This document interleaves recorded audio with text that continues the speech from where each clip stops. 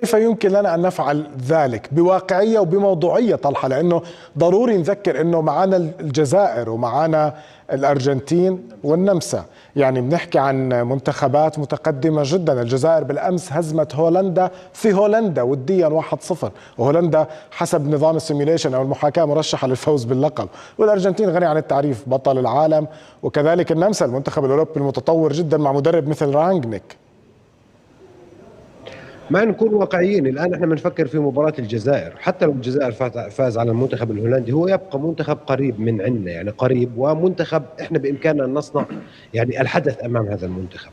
الفوز على المنتخب الجزائري هو الامل. لا يمكن انا من وجهه نظري ارى انه لا يمكن لمنتخبنا ان يتاهل من دون الفوز على المنتخب الجزائري.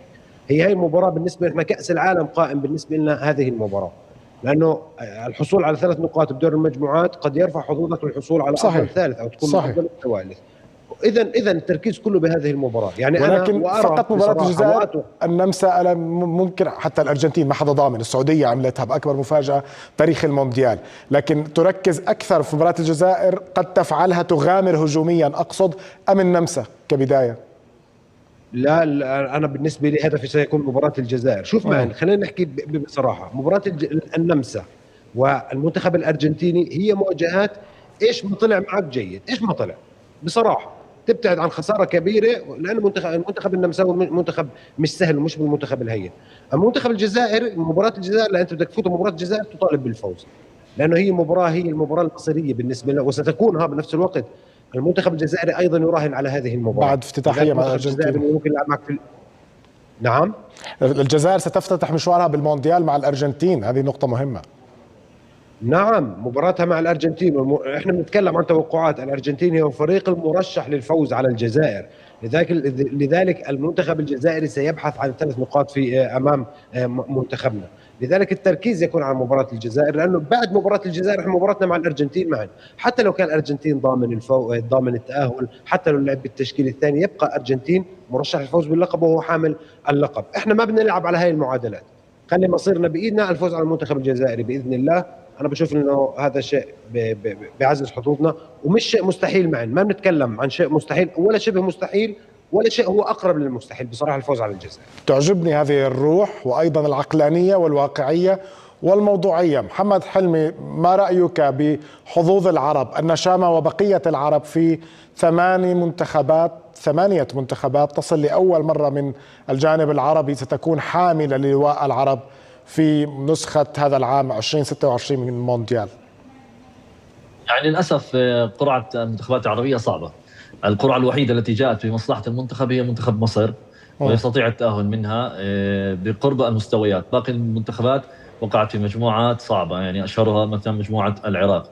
بالنسبة لمنتخبنا الوطني وهو المهم في هذا المونديال، المجموعة متقاربة المستوى، لنستثني نوعا ما الأرجنتين. لدينا أفضلية أننا سنلعب المباراة الأخيرة مع الأرجنتين، وهذا مهم للغاية. أنا أختلف مع ضيفك يوسف طلحة عن موضوع أن الأرجنتين تبقى مرشحة. نستطيع أن نخرج بتعادل، فبالتالي مع هزيمة الجزائر لدينا 4 نقاط. القانون الجديد في الفيفا الذي يمنح البطاقة الثالثة، إذا لديك 3 نقاط أو 4 نقاط أنت متأهل بشكل مضمون، وبالتالي أنت كل شيء لديك وتستطيع إحداث المفاجأة أمام النمسا. شوف، في موضوع المباريات الافتتاحية هناك دائما تفاؤل. المباريات الافتتاحية دائما ما تحمل مفاجآت، ودائما من يشارك أول مرة في المونديال ما يحدث مفاجأة في المباراة الافتتاحية، فبالتالي تستطيع أن تفعل ذلك وتستطيع أن تكرر. يعني كمثال، يعني أشهرها مثلا عندما لعبت السنغال في عام 2002 كانوا لاعبين مغمورين غير معروفين، يعني باستثناء 3 لاعبين كانوا محترفين في أوروبا، وبالتالي هم أخرجوا حامل اللقب، هم تسببوا في خروج حامل اللقب وهو فرنسا، وجود زيدان، تيري أونري وجميع النجوم. بالتالي تستطيع أن تفعلها أمام النمسا. النمسا فريق أوروبي، أوروبا يعني التنظيم والقوة البدنية، بالتالي أنت تستطيع أن تواجه ذلك بالتنظيم الذي هو موجود وشاهدناه في بطولتين قاريتين لعبها المنتخب الوطني، وأيضا بالقوة الهجومية. هناك شيء ممتاز يمتلكه المنتخب الأردني وهو القوة الهجومية، لدينا هجوم قوي وحاسم، هذا شيء نستطيع أن نستخدمه أمام منتخب النمسا، فبالتالي تذهب لمواجهة منتخب الجزائر بمعنويات أعلى وبثقة أكبر، وتخرج ولديك عدد نقاط لم يستطع المنتخبات الأخرى جمعها. يعني المنتخب الأردني يستطيع فعلها بإذن الله. يا رب نتمنى أن نكون كما كانت كوستاريكا ب 2014، مجموعة فيها إنجلترا إيطاليا أوروغواي، وكان الكل ينظر لكوستاريكا أنها حصالة نقاط. انتهت الدور الأول بتصدر كوستاريكا للمجموعة ومغادرة إيطاليا وإنجلترا، وأوروغواي تأهلت ثانية. كابتن خالد يا لو تحقق هذا السيناريو على مستوى بطولة كأس العالم يا رب. لكن علينا أن نبقى الأقدام على الأرض بالتفاؤل حد السماء، لكن الأقدام ضروري أن تبقى على الأرض وأن نستمتع بالإنجاز الذي تحقق، وهو ليس سهلا على الإطلاق. البعض يتعامل مع الوصول لكأس العالم وكأنه بعد إنجاز آسيا وكأس العرب أنه تحصيل، لا، إيطاليا مجددا 4 مرات بطلة عالم لم تتأهل للمونديال. هيثم، منتخب الجزائر في هذه البطولة تحديدا هي المشاركة الخامسة، أفضل نتيجة لهم دور ال16 في 2014. ماذا ننتظر من هذا المنتخب اللي عنده أسماء كبيرة ومميزة، ولكن أحيانا يحتار المشاهد والمتابع الجزائري لماذا المنتخب لا يصل إلى النقاط أبعد؟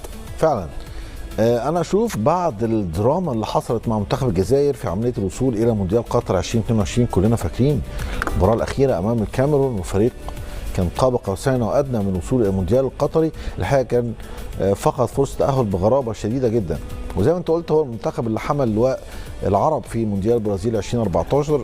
أنا واحد من الناس فتحت عيني على منتخب الجزائر 82 في أسبانيا والعروض الممتازة والفوز على ألمانيا الغربية وعلى تشيلي، ثم بعد كده المشاركة في المكسيك، ثم بعد كده المشاركة في مونديال البرازيل ومونديال امريكا 2026. اشوف ان فلاديمير بيتكوفيتش ماشي مع الفريق بشكل مميز جدا، عنده استقرار فني، لعب مباراتين وديتين، فاز على جواتيمالا بنتيجه كبيره 7-0، ثم تعادل مع اوروغواي 0-0، وزي ما سمعنا من حسين ابو صالح عنده مباراه وديه امام هولندا.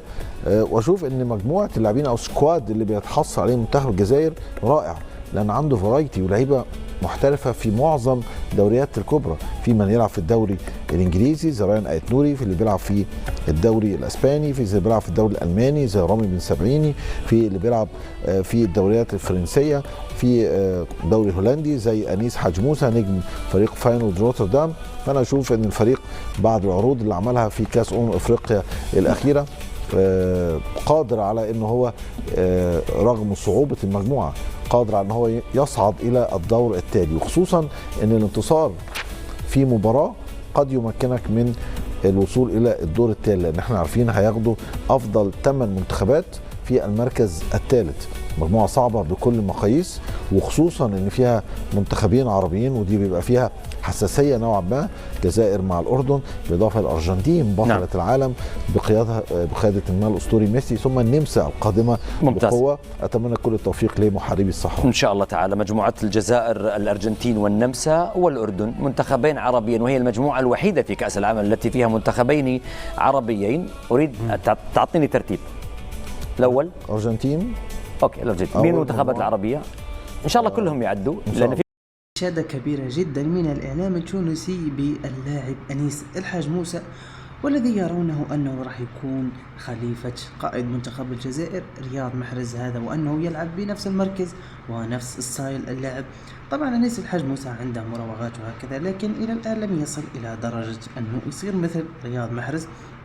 طبعا كل واحد عنده لمسة خاصة في النهاية، لكن نرى طبعا مثل ما شفنا أنيس الحاج موسى عنده يعني في الفينش نقص شديد، ليس مثل اللاعب الجزائري الآخر رياض محرز أنه ما يرحم إذا وجد المرمى، وأيضا مراوغاته بسرعة تنفيذ المراوغات أسرع من أنيس الحاج موسى.